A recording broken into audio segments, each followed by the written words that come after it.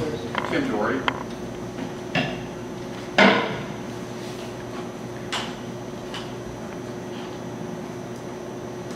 Just a couple, Might have to be a little closer to it. okay, is that better? Yeah. Okay. Just a couple of comments. I understand it's not a question and answer or question exchange, but just a couple of comments about the 4K program.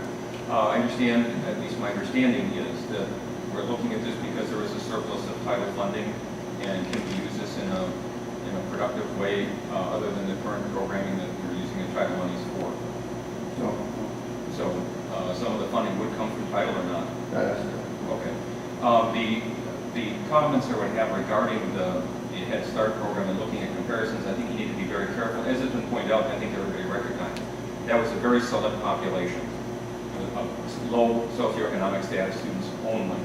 And that's why I think the comments that were made were very appropriate about what is the intent. Are we trying to address a need for building up our lower skilled students, or are we trying to enrich the whole population of students?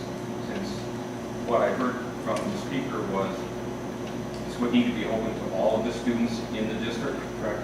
So I think it would be important to really say, what are we trying to accomplish? Are we trying to accomplish a raising of everybody's performance level? Which, that's certainly, legitimate goal. Or is it that we have a population of students who need more services or a skill build before they enter kindergarten?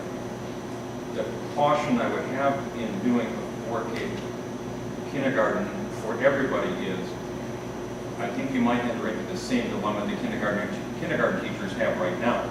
A diverse population of students, because I'm sure it will be tapped into by all parents. And how do those 4K teachers, again, address the diverse skill levels of their students? So I think if the goal is to try and build up our needy kids as far as needy in skills, then I would suggest we look very carefully at an across-the-board 4K kindergarten, because that curriculum, again, is going to be it's not going to serve a broad population.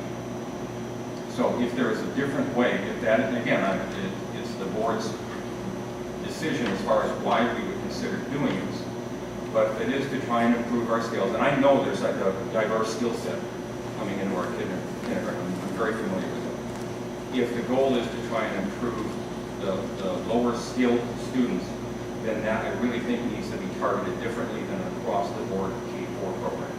Just because I think the teachers would struggle with the same way our kindergarten teachers are struggling now. The Head Start results, I appreciate the comment about high school. If we have a very successful high school graduation rate, even though the Head Start data, it's quite dated, but even though it did show that the high school graduation rate showed a significant improvement, again, that's in comparison to low SES, non-Head Start kids. It is not in relation to a general population. So if we are seeing success at our high school level with all of our kids, and our preparation in our elementary district is such that we are preparing our kids well for high school, I would, I have to scratch my head and say, like I think all of you are, what's our goal in doing this? And I'm thinking, why are we not catching the students with the early childhood program? Again, it could be a different, again, still, economics is different than handicap.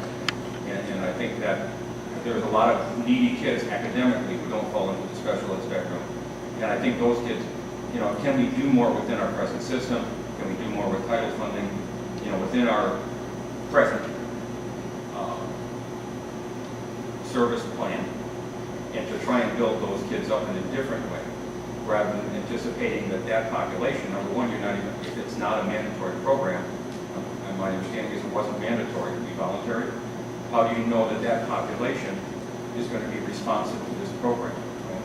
So I think there's a lot of ifs, and so I would caution probably just jumping into it. Certainly I agree that there's a need for building skills and making, building up some of those kids walking in the door. Absolutely. But I'm not quite convinced yet that across the board 4K program is a wise, move at this point.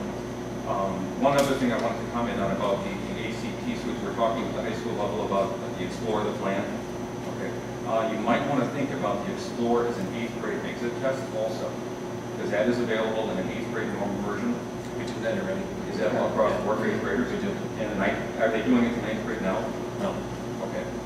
All right. No, we're doing it as a, I think she proctored it, the last couple of years we've been doing it.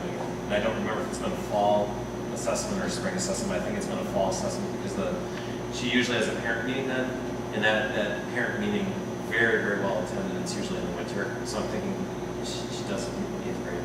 Yeah, again, we use it, the school that I work at uses it as an entrance exam for 8th graders, and then we follow up with the 9th grade Explore, the 10th grade plan, and we do all kinds of curricular kinds of things out of that. So it's a good base. It would be nice to tie into the high school. Agreed for that. Agreed completely. And that's, Tim, that's an interesting point is, even if it does become mandated at the freshman level in 9th grade, we still give it at 8th grade for that data piece to feed into the high school. The one drawback of the ACT is it doesn't give you as good of a breakdown of skills as some of the other achievement testing does. Yep. It's more of a broad base. It ties into college kinds of readiness. It doesn't give you really as much individual information for students as far as skill sets, levels, and so on. So, it's a good test. And we can perpetual mass testing. I think if your comments, The maps would be, as a complementary test to it. I just want to clarify one thing. So, just as a side note, the discussion of the funding for title, absolutely nothing to do with the original discussion of 4K.